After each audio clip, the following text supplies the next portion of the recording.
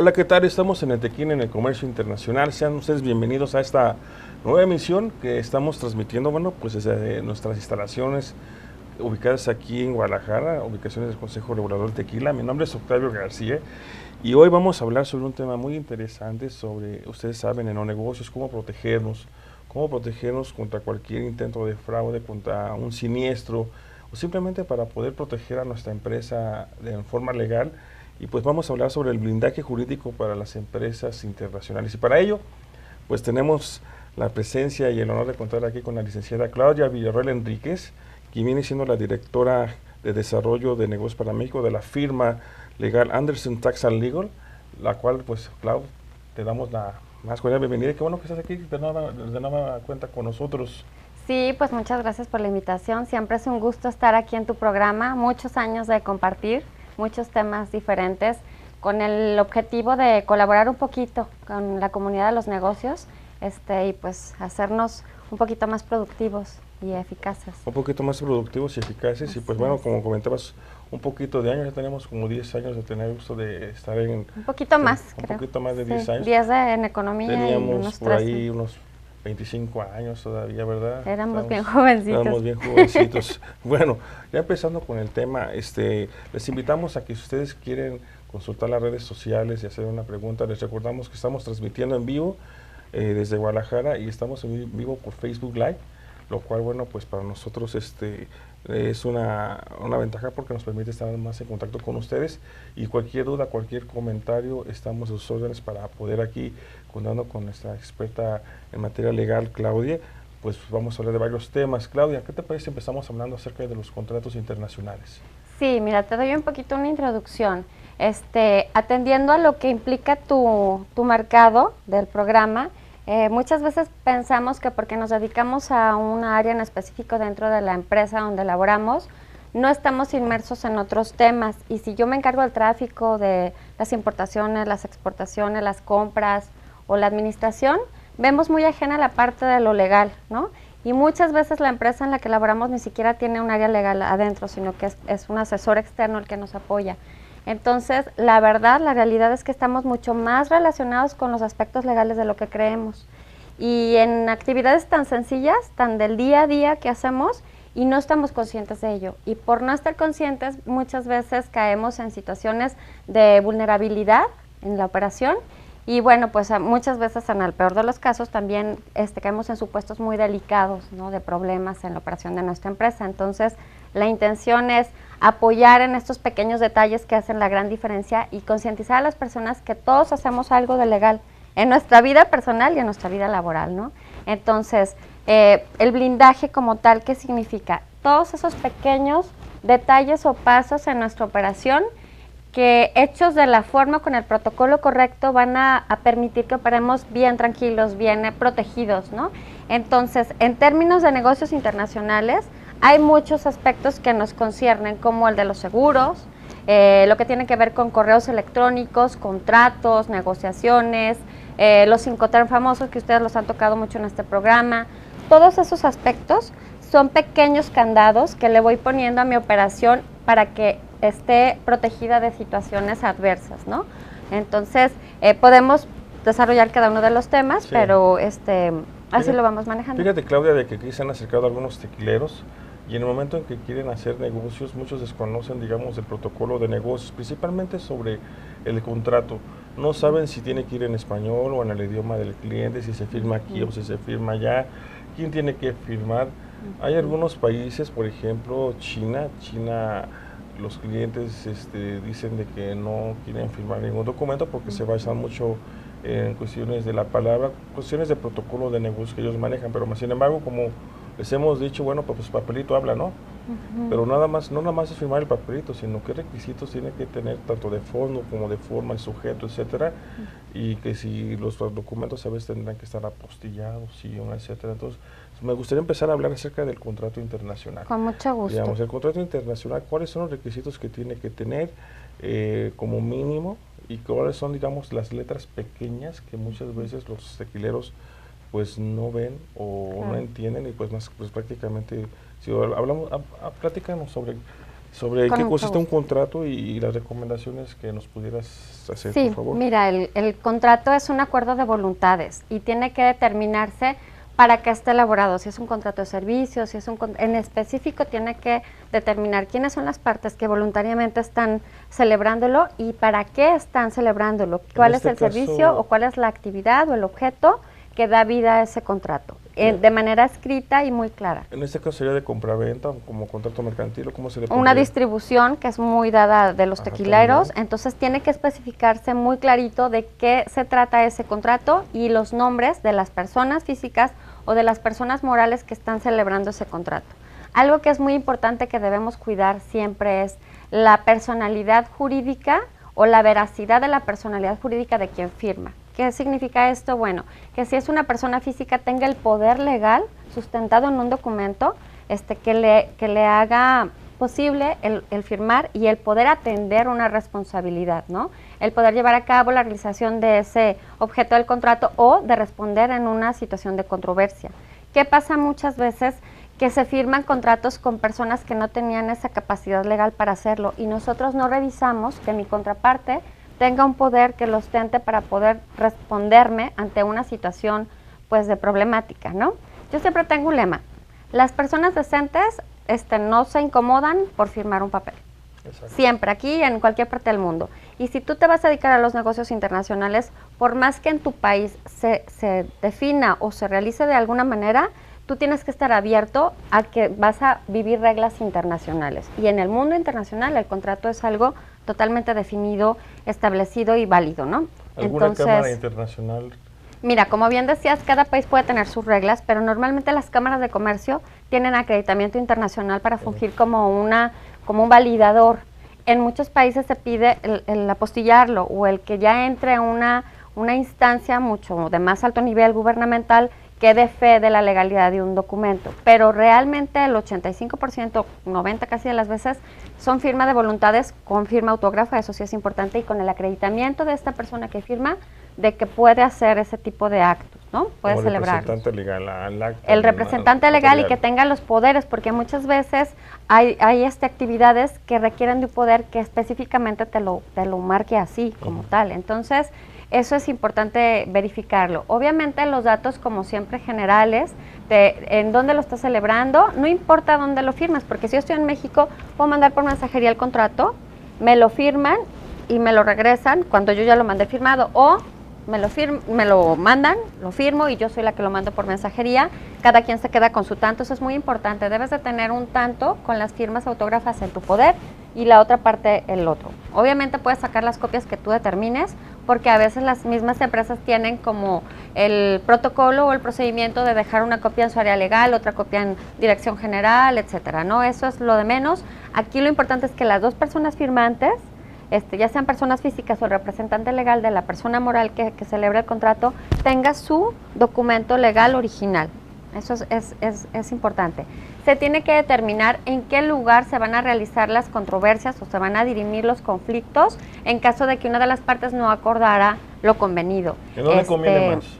Pues en donde a ti te convenga más, ¿no? Si yo voy a celebrar un contrato, yo voy a tratar que todo lo que tenga que ver con conflictos se vea en mis juzgados, en mi estado, en mi ciudad, para no estarme complicando. Cuando son internacionales, entre las partes se puede acordar un lugar, un punto.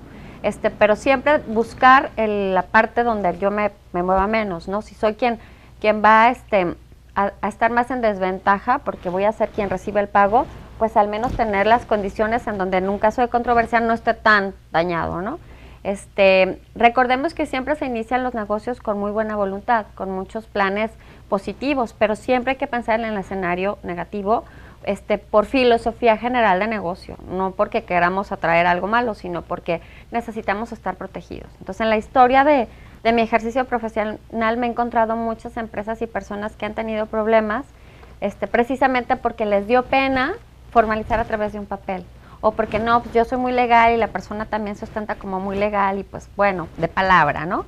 Y lamentablemente hay a veces situaciones ni siquiera que son propicias de las personas, sino situaciones ambientales, situaciones de terceros que emprobleman un contrato y en donde entonces ya nos vimos emproblemados. Cuando hay un documento que dice muy clarito cómo se resuelven las controversias, todo se maneja más sencillo. Ahorita que hablas sobre que todo tiene que estar por escrito, hablemos, por ejemplo, de lo que hay que tener muchísimo cuidado. Por ejemplo, si yo soy un exportador de tequila y lo voy a mandar vía marítima en época de huracanes, pues poner un just in time yo creo que sería muy riesgoso. Tú no sabes si va a haber un Irma o si va a haber, etcétera, que te impide que salga. En esos casos... Hay cláusulas. Por ejemplo, las empresas que manejan cartas de crédito, que es así el instrumento de comercio exterior más específico y detallado, hay cláusulas en donde tú determinas eventos o eventualidades que son ajenas a nosotros y a la naviera y que determinan un periodo de tiempo de retraso o, en su caso, incluso un daño en el material y tienen que entrar al seguro y entonces hay como una especie de tapona de tiempo de espera para que se vuelvan a reactivar las obligaciones contraídas. Yo te platico que en mi historia profesional estuve en la iniciativa privada operando una empresa de químicos y entonces movíamos mucho marítimo y nos tocó en una ocasión, el buque se tuvo que detener, había un huracán muy fuerte y traíamos químicos muy peligrosos en el barco y la verdad es que era mucha angustia porque decíamos, es que si este barco se accidenta, hay químicos que se van al mar, ¿no? Qué bueno que tengo mi póliza de seguro, qué bueno que tengo estas cláusulas, que estamos conveniados con mi receptor, yo era vendedora, y que mi cliente sabe perfectamente lo que está sucediendo. Entonces, en ese sentido, de contratos nos pasamos a seguros, ¿no? Que muchas veces decimos, no, pues, ¿qué puede pasar? Terrestre, ahorita, en las condiciones que vive nuestro país, todo puede pasar. Todo climático, puede pasar. Social, delincuencial, geográfico, todo puede pasar. Entonces, es mejor organizarnos de tal manera de costear, incluir en el costo el seguro y no vernos después en problemas muy delicados de incumplimiento o de... Sí, brindarnos ante cualquier sorpresa. Mencionas muy bien eso de irse a la ruta crítica, no es que sea uno pesimista, pero qué tan mal te puede ir en caso de que te vaya muy mal. Y esto que mencionas de los seguros es un tema que, ¿qué te parece? Y platicamos después de este pequeño corte. Estamos aquí en el Tequila en el Comercio Internacional. Recuerden que estamos con las redes sociales respondiendo a sus preguntas, sus comentarios, igualmente aquí en el teléfono de la oficina. Regresamos después de un momento.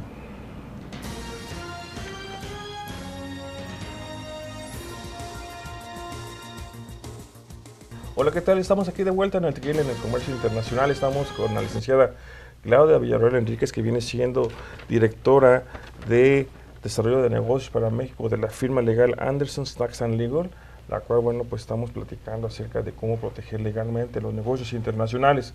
Estábamos hablando en el bloque pasado acerca de los contratos y Claudia, ¿te parece bien que nos platiques sobre por lo menos los requisitos mínimos que como exportador de tequila, yo vendedor debo de cuidar para poder proteger contra el cliente? Sí, con mucho gusto. Mira, lo que decíamos, si hacemos un checklist rápido, es los nombres correctos de los que celebran el contrato, sean personas físicas o personas morales, y que los firmantes tengan la seguridad o tengan la forma de demostrar su calidad para responder ante un compromiso de esa naturaleza.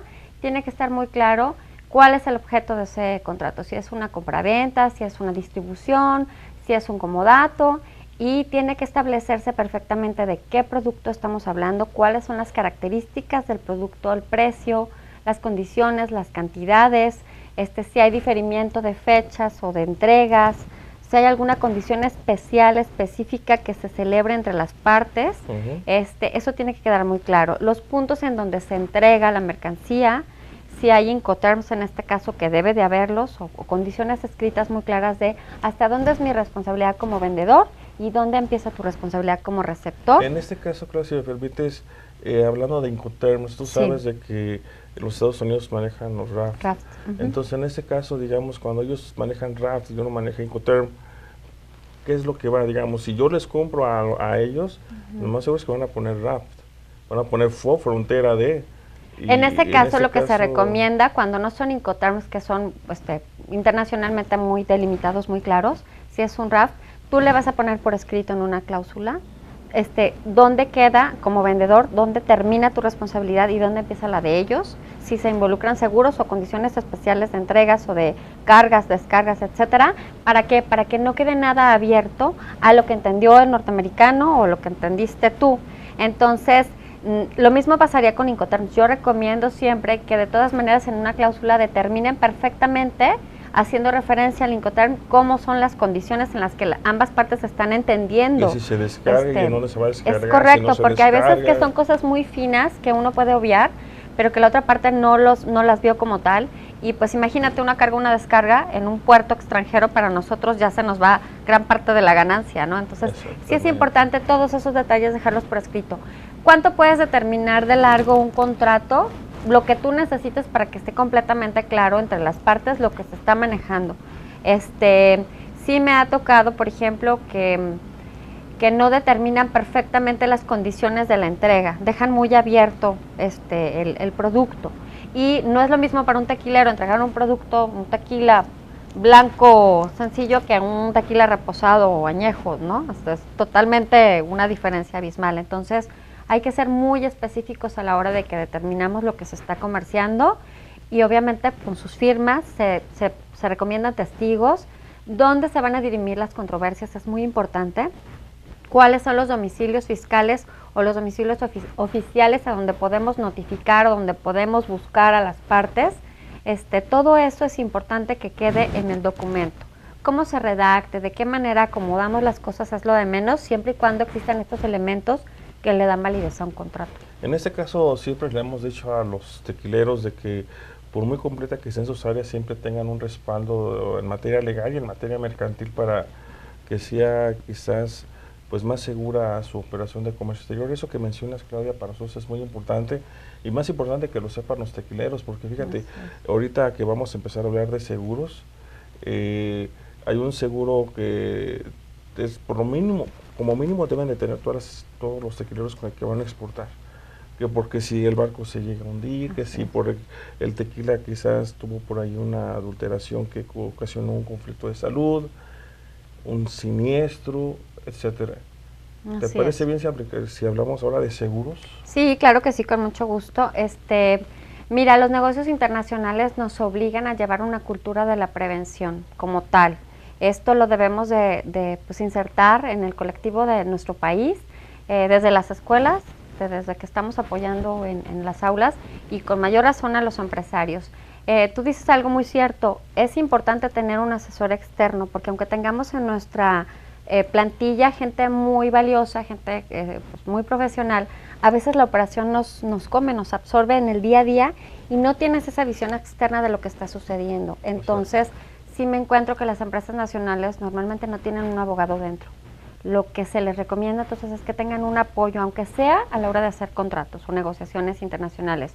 A veces te desarrollan un contrato, lo tomas como un formato de machote y cada operación la quieres hacer igual. Y no, hay que tener mucho cuidado porque cada operación puede ser distinta. Entonces, es importante. Ahora bien, volviendo al tema de los seguros, es en un escenario de prevención siempre. Y a lo mejor encarece un poquito tu operación, pues sí, porque es un costo adicional a lo que tú estás trabajando y estamos luchando cada vez más por ser competitivos a nivel nacional y mundial. Entonces, muchas personas prefieren no asegurarse para no tener ese costo adicional y llegar mucho más competitivo al cliente, y es un ahorro mal entendido, la verdad. Nos ha tocado ver, bueno, a ti y a mí, muchos casos, desde cuestiones en el transporte, cuestiones de robo, cuestiones climáticas que afectan, situaciones de a lo mejor de incumplimiento de quien recibe, y bueno, algún daño en el producto como tal, botellas que se despostillan, marbetes o tapones que no funcionan, ¿no? Todo eso implica que el trabajo que había previo a que tú vendieras y mandaras y todo lo cuidaste perfecto y ya está llegando a destino, todo eso se te cae por un detalle así. Si tú tienes una cobertura, puedes hacer frente a esa situación y obviamente no quedas mal con el cliente, no pierdes ese trabajo previo y tú puedes reacomodar tu operación, ¿no? En este caso me imagino que hay un seguro básico, medio básico, súper básico y un súper completo, como mínimo por lo menos, para decir por lo menos me voy a cubrir contra cualquier daño que yo pudiera generar. Quizás yo, ni modo, va a ser el riesgo que voy a pagar por no asegurarme yo, pero por lo menos si hay un daño, quizás una contrademanda, por lo menos tengo cómo protegerlo. Correcto. ¿Cuál sería ese tipo de seguro, el básico? Mira, el seguro es un traje a la medida, es igual que como los contratos, ¿no? Se hace algo muy particular. Yo siempre recomiendo que tengan, cuando es transporte internacional, cuando es de distancias tan largas sobre todo, que sí cubran la parte de la transportación como tal y que también estén asegurando el producto por cualquier situación que pudiera escapar de sus controles de laboratorio y de sus controles de calidad, cuando va a países que son muy delicados. Hay países en donde no hay tanta regulación, tanta revisión, pero si estamos hablando de un Japón, si estamos hablando de una Europa, pues ahí tenemos que ser extremadamente cuidadosos con lo que estamos enviando.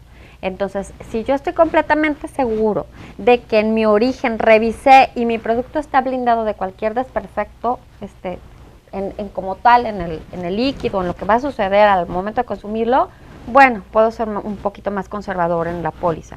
Pero si yo eso no lo puedo controlar, como ha sucedido muchas veces, que llegan productos que están mal, ahí sí yo como empresario tengo que ser brutalmente honesto y proteger esa parte, sobre todo las primeras ventas. Las primeras veces que estás enviando algo, que apenas estás conociendo a ese cliente, que apenas te está conociendo a ti, sí recomiendo ser un poquito más extensos en la forma en la que te cubres. Transporte siempre, sea terrestre o sea marítimo.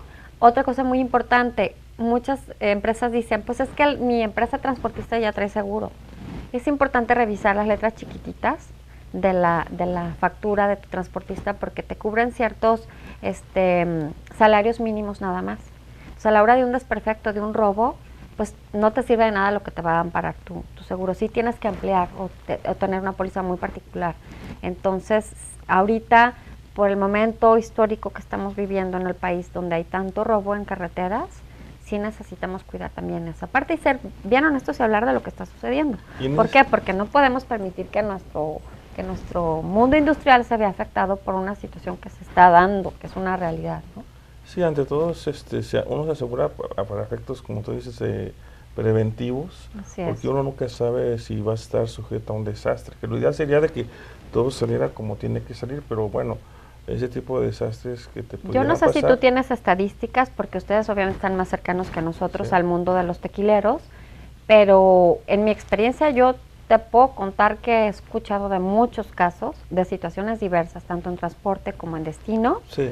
y sinceramente creo que sí se vuelve una obligación. Lo que ya llega a pasar, digamos, con los tequileros muchas veces es de que de repente el transporte salió defectuoso y bueno, el embarque se tarda en llegar, por ejemplo, que está goteando una pipa, que hay que trasvasar la otra pipa, o hay veces que sí son desastres en donde chocó el tráiler y bueno, pues ahí se tendría que activar los seguros.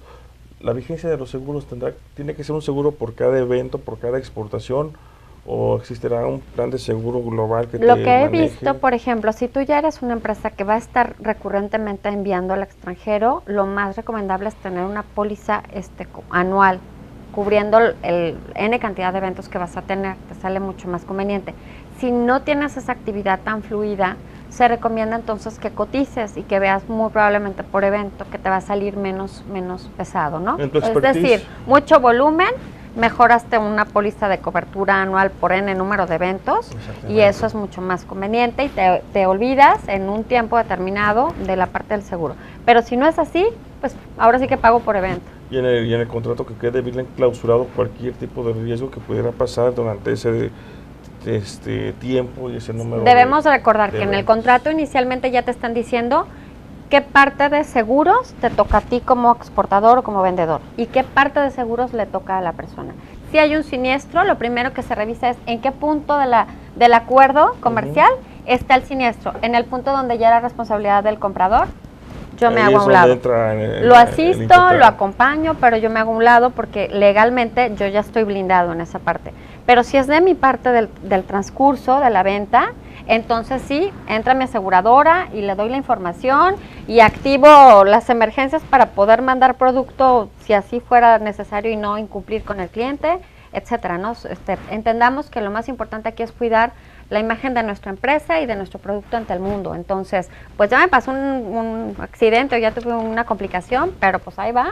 En paralelo, lo que va a subsanar mi venta para yo no perder ese cliente y no quedar mal en el mundo, ¿no? Que eso es bien importante que seamos conscientes con nuestros tequileros de que ante todo, pues el cumplimiento, ¿no? Un tequilero nos está preguntando de que de un 100% del valor de un embarque, un seguro, ¿cuánto representa? en promedio? Siempre preguntan eso los empresarios. Porque Mira, lo quieren saber. Depende del riesgo que tú pudieras vislumbrar. Si es un embarque que se va a ir a Dubái,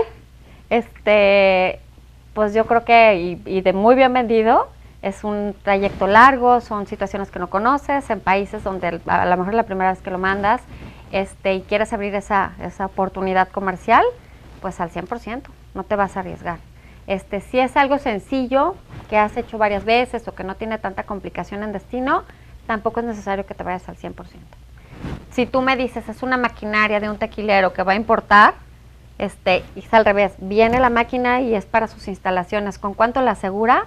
Pues al 100%, pues es tu máquina. Si la pierdes, pues ya no alcanzas a completar para otra, ¿no? Entonces depende de cada caso. Eso es lo bonito del comercio internacional. Cada operación es diferente. Podríamos hacer como una base, pero siempre hay que estar muy atento a que cada operación es distinta y cada cliente es distinto, cada país es distinto. Entonces, la recomendación es nunca dar por hecho que vas a mandar como el machote o que vas a hacer las cosas siempre igual, ¿no? Para desastres, ¿qué tipo de seguro es el que se utiliza?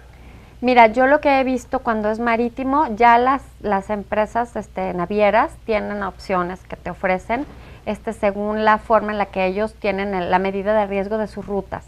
Ellos mismos te dicen, esta ruta, esto es lo que realmente por estadísticas te conviene, y tú ya determinas si te vas un poquito más abajo, porque siempre las empresas que ofrecen seguro te van a querer cubrir más, ¿no? Porque pues obviamente es mayor el beneficio para ellos en venta. Pero tú entonces ahí es donde tienes que analizar si realmente vale la pena el cubrirte más extensamente o no. Entonces, transporte, siempre la misma naviera te va a decir qué es lo que... Yo lo que he visto mucho es volteada de contenedores. Pasa muchísimo. Entonces, eso sí siempre se recomienda que lo cuiden, porque a lo mejor no es algo muy abrupto, pero la pura volteada del contenedor ya dañó gravemente mercancías, ¿no? ¿Una recomendación para poder elegir la aseguradora? Yo lo que haría lo que hice siempre cuando fui iniciativa privada y empresa exportadora e importadora, siempre me apoyé de las navieras, porque ellos son los que están todo el tiempo operando y saben quién ha reaccionado bien con estadísticas claras. Y les pedía, a ver, por estadística en siniestros, ¿quiénes son los que han respondido más rápido, los que han cubierto realmente, los que no han problemas? Porque hay muchas aseguradoras que a la hora de que les pides una reclamación, bueno, te hacen la vida muy cansada, ¿no? Entonces lo que yo pedía era, dame una estadística por siniestros de cómo han reaccionado las aseguradoras que están trabajando contigo. Y así es como tomaba mi decisión, ¿no? Entonces, en este caso, ya saben, los que están atrás de pantalla, si quieren ustedes elegir una compañía de seguros que tenga pues la mejor recomendación para que lleve sus negocios, afíliese, asesórese con las navieras. Ellos seguramente, como dice aquí Claudia, que pidan datos, tienen por ahí todo el historial del nivel de respuesta que han tenido. Me imagino de que están las respuestas que las aseguradoras que responden inmediatamente y aquellas que no son recomendables porque prácticamente pues no... Y las navieras se dan cuenta, ¿por qué? Porque finalmente detienen su propio proceso interno. Entonces ellos se dan cuenta quién es una aseguradora que habilita y que resuelve. En caso de que sea una aseguradora vía marítima, una naviera, en caso de que sea aéreo o por tránsito, a lo mejor los forwarders tendrán por ahí conocimiento. Sí, siempre tienen, ahora sí que por el volumen que manejan y los diferentes actores que atienden, siempre tienen la referencia. Yo lo que recomiendo es siempre hacer como un ejercicio de 3 cotizaciones, de 3 acercamientos, y según tus características, tú vas a ver quién te ofreció las mejores condiciones, ¿no? Perfecto, Claudia. De esto vamos a seguir hablando después de este corte comercial. Estamos aquí en el Tequila en el Comercio Internacional, y no se vaya porque regresando de este bloque vamos a hablar sobre un taller que entre la firma legal Anderson Tax and Legal y CRT vamos a organizar para que todo lo que nos está diciendo la licenciada Claudia, bueno, pues usted por medio de un taller aquí en el Consejo Regulador, pues ponga en práctica lo que hay que hacer y lo que no hay que hacer. Regresamos enseguida, estamos aquí en el Tequila en el Comercio Internacional.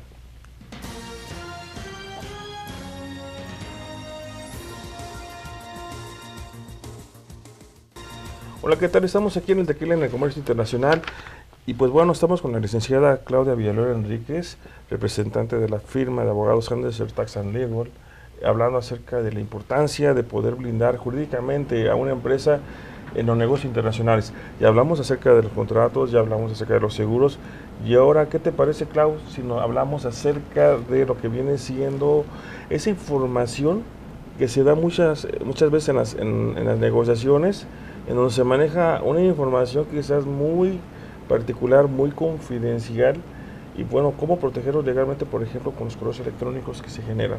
Sí. Podríamos hablar ahorita acerca de ese tema de los correos electrónicos. En este Sí. caso, ustedes como Tax and Legal, ¿qué es lo que recomiendan? ¿Qué es lo que han visto? ¿Qué es lo que hay que hacer? ¿Qué es lo que no hay que hacer? Etcétera. Bueno, sí es importante, todo lo que tenga que ver con una evidencia escrita siempre va a ser materia de prueba o un elemento que nos sirva en un evento de litigio o un evento problemático. Pero si lo vemos desde el punto de vista preventivo, yo lo que recomiendo siempre es que tus correos electrónicos nunca los utilices como una manera de compromiso laboral, comercial. El correo electrónico sea simplemente una manera de aclarar o de facilitar la comunicación y la operación entre las partes, y que entonces lleves a niveles de contratos, a niveles de órdenes de compra o de otros documentos mucho más internacionalmente protegidos, todas estas partes del blindaje jurídico. Es decir, hay muchas personas que creen que el correo electrónico por sí mismo determina el compromiso en una operación, y cada vez es más lo que yo veo, que se acuerdan muchas cosas en el correo y que la persona siente que está protegida simplemente porque se hizo así. Sí se puede tomar como un elemento de apoyo en un litigio, repito, pero no es lo conveniente a la hora de que tú estás trabajando en una operación limpia desde un principio.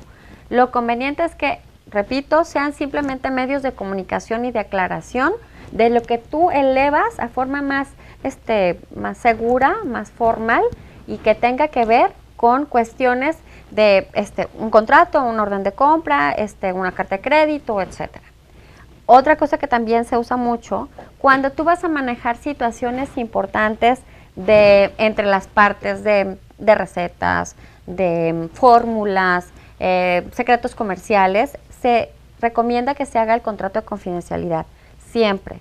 Es importante que tú estés seguro que tanto tus empleados, tus colaboradores o tus clientes, tus proveedores, no van a divulgar información que para ti sea muy importante y represente un peligro comercial o industrial. ¿Por cuánto tiempo se tiene que proteger ese tipo de información? Depende mucho de la relación. Por ejemplo, si tu relación con un proveedor está delimitada previamente por otro documento u otro compromiso en un periodo determinado, se hace la misma extensión a tu confidencialidad.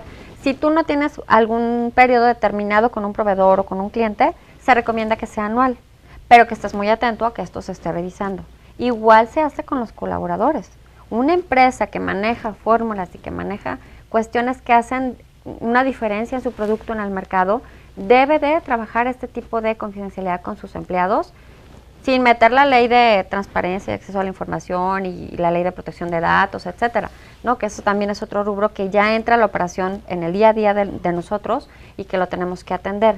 Entonces, va más allá de una leyenda que tú pongas en tu correo electrónico, o va más allá de un acuerdo que tú hagas en un correo electrónico. Son cosas que protegen la esfera misma de la operación de una empresa. Entonces, correos electrónicos, por favor, no los tomen como contratos. Sí acomoden su información, pero utilícenlo como aclaración o como una forma de facilitar la operación y el intercambio de comunicación nada más. Para eso hay otros instrumentos legales internacionales reconocidos que sirven para cuidar lo que estás haciendo. Entonces, eso sí es mi recomendación. Entonces ya saben, si generan correos electrónicos, tendrán que llevar una leyenda.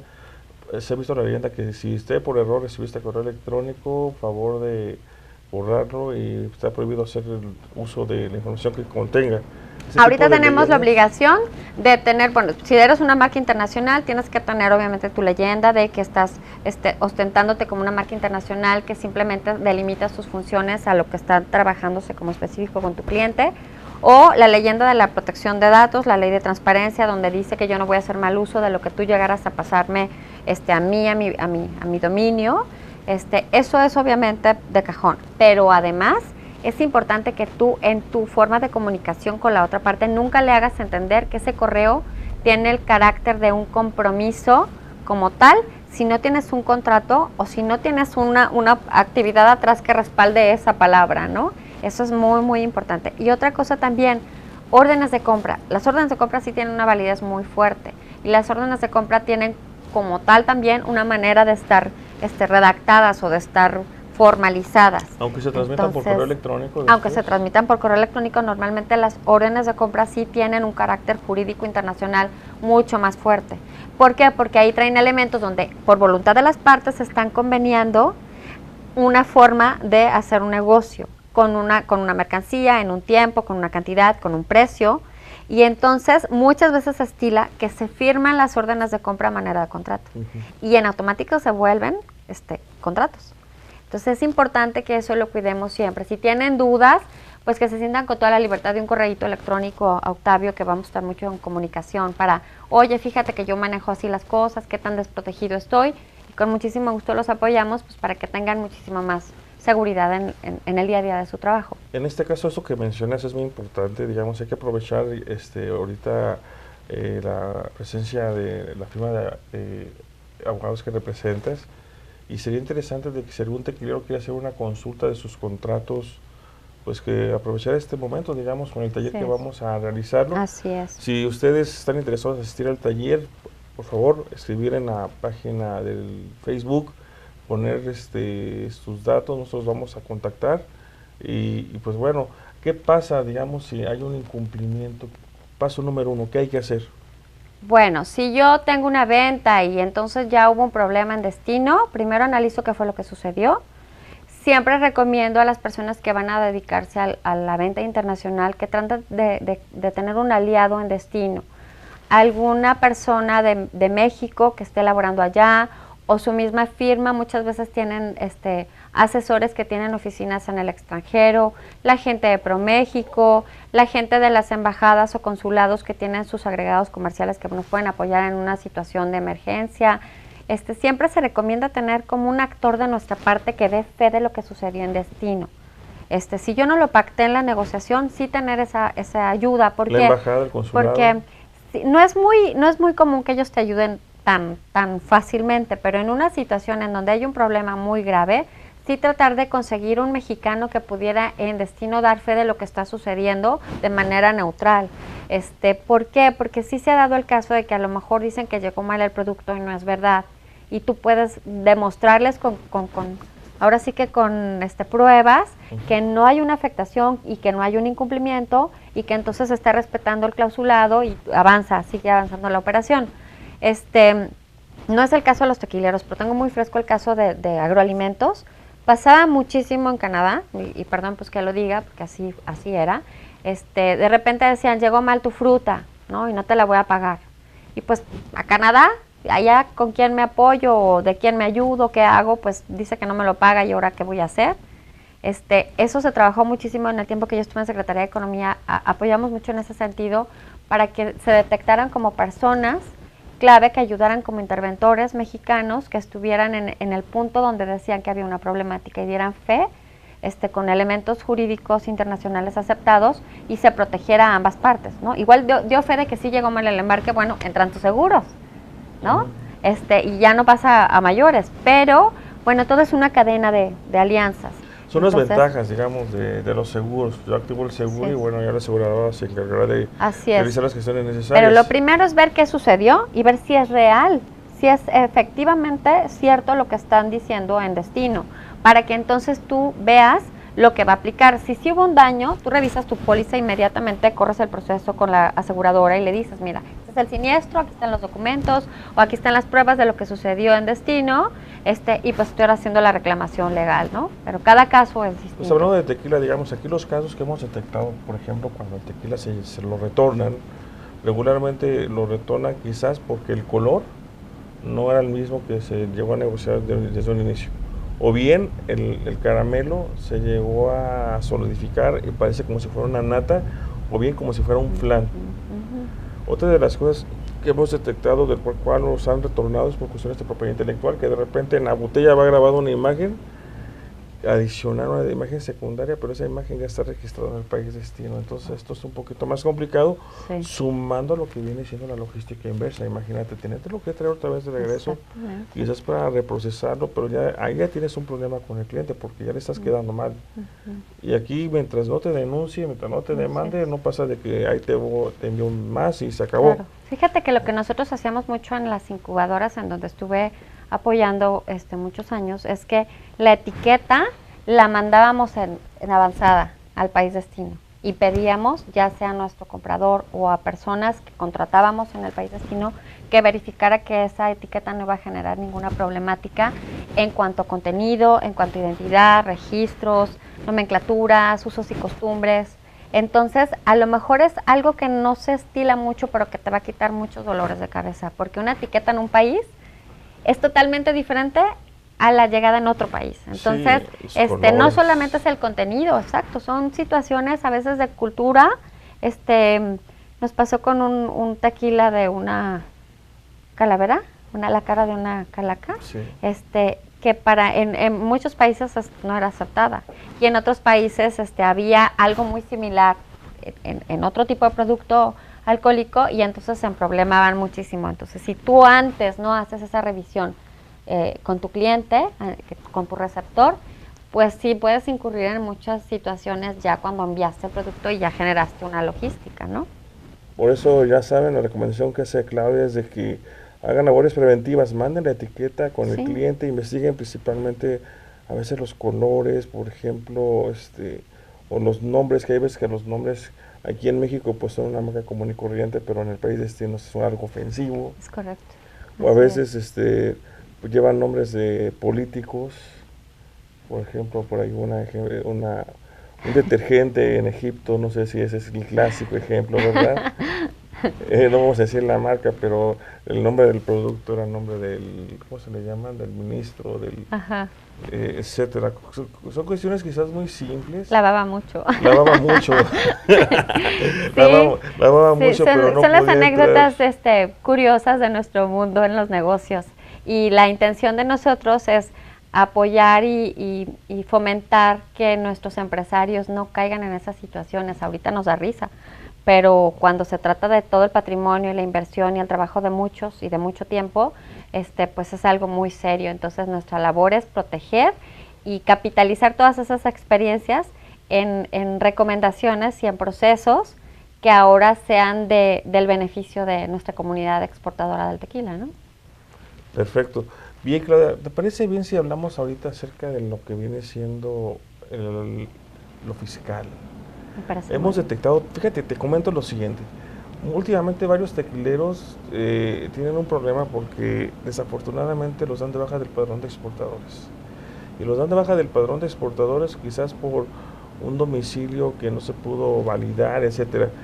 Pero ¿qué te parece? Mejor entrando de este pequeño corte, hablamos de este último tema. Ya saben, estamos en vivo transmitiendo desde nuestras instalaciones del Consejo Regulador del Tequila. Estamos desde Zapopan para el mundo y bueno, regresamos después de este corte.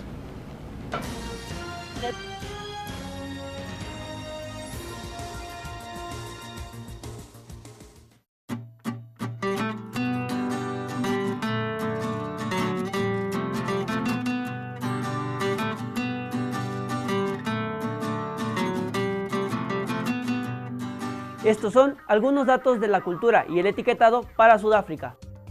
La etiqueta debe estar por lo menos en uno de los idiomas oficiales de Sudáfrica, entre los que se encuentran el inglés y el africano. Los anglófonos mantienen la formalidad de los negocios, por lo que el nombre del producto y el país de origen es la información esencial en la etiqueta. La confianza es un factor muy importante en la cultura de los negocios de Sudáfrica, por lo que el nombre y dirección del fabricante, envasador, vendedor o importador deben de estar presentes en la etiqueta para no crear cierta desconfianza en los clientes. En caso de ser necesario, la etiqueta debe llevar instrucciones especiales de conservación y el grado alcohólico, que es de 43% alcohol volumen. Siempre se tiene respeto por las decisiones de las personas mayores y su jerarquía, por lo que debe de haber una leyenda precautoria con las regulaciones de consumo. La leyenda precautoria debe de ir en letras negras con fondo blanco y debe de medir 1/8 respecto a la etiqueta.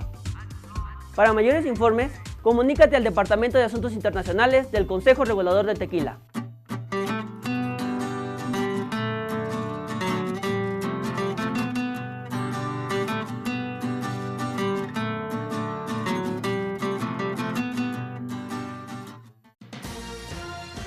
Era lo que quería empezar a decir. Hola, ¿qué tal? Estamos aquí de vuelta en el Tequila en el Comercio Internacional.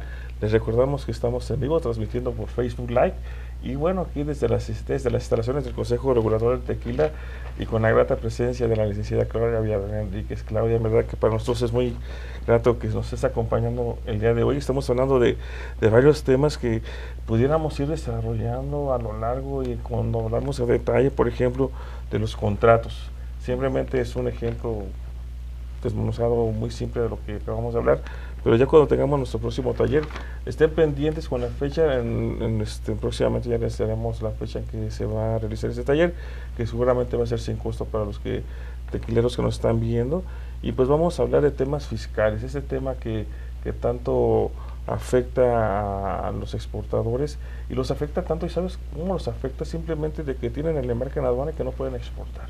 Y es cuando se dan cuenta de que tienen un crédito, que tienen una auditoría, que tienen quizás rojo operativo o que los dieron de baja del padrón de exportadores y no hayan cómo exportar. Es correcto. ¿Podríamos platicar de eso, Claudia? Estamos en una era, yo lo platico mucho con empresarios, en donde estamos a merced de nuestras autoridades en materia de recaudación, de revisión, de fiscalización. Y entonces, si tú eres una empresa que está cuidando la operación, no puedes dejar a un lado el revisar prácticamente todos los días el estatus de tu padrón de importadores, de exportadores si lo hubiera, la opinión positiva de los socios o de los integrantes de la empresa, el que estés al día con el pago de las multas por cualquier carácter y por cualquier monto. ¿Por qué? Porque todo es sujeto a que te detengan la operación. Entonces ha pasado que yo soy comercio exterior y yo sé que no tengo multas y que estoy al día y que voy, si tengo un programa IMEX que voy perfecta con mis inventarios, etcétera, pero a lo mejor hay una multa de parte del área contable que no se atendió, que quizá no se conoce y entonces en problema toda la operación. Si alguno de los socios tiene una circunstancia, un problema, va a afectar toda la operación porque no va a tener opinión positiva. Si de repente, como bien decías en el corte, hay un domicilio no localizado que queda en tu pantalla, en tu expediente personal de la empresa, domicilio no localizado en automático, ya sabes que va a afectar toda la operación. Entonces, esa actividad que antes la hacíamos muy esporádicamente, ahora tiene que ser una actividad casi diaria de cómo estamos ante el SAT, para ver que no me vaya a suceder una circunstancia, ¿no? Eso que mencionas suena muy interesante, que se vuelva un hábito, sí, de que vamos a checar el día que estamos por lo menos en el padrón de exportadores. O de importadores, o de importadores también. Fíjate de que ha pasado de que de repente las empresas nos llaman y bueno, hay algunas que sí de plano tuvieron por ahí la desfortuna de que sí los dieron de baja porque su domicilio de su proveedor no estaba localizable. Y es que se cambia el proveedor, pero luego los tequileros pues no saben, no se enteran de eso. Entonces yo creo que también tendría que hacerse un hábito de validar que la información de sus clientes y proveedores esté al corriente para en caso de que el SAT realice alguna visita en el extranjero. Tener una política con proveedores escrita que diga que todo lo que puedan llegar a realizar en sus actividades que afecten mi operación debe de ser notificado y deben de tener como un proceso blindado.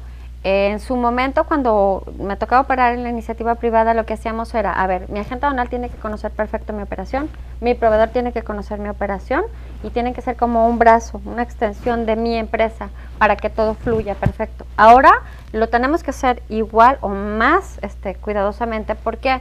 Porque efectivamente todo está ligado y es una cadena. Y si un eslabón de la cadena no está completo o no está correcto ante los ojos del SAT, detiene todo. Entonces, un procedimientito o unas reglitas, una lista de puntos que tu proveedor tiene que cuidar en todo momento para que de alguna forma se ayuden entre todos, ¿no? Quizás eso tendrá que quedar también en el contrato.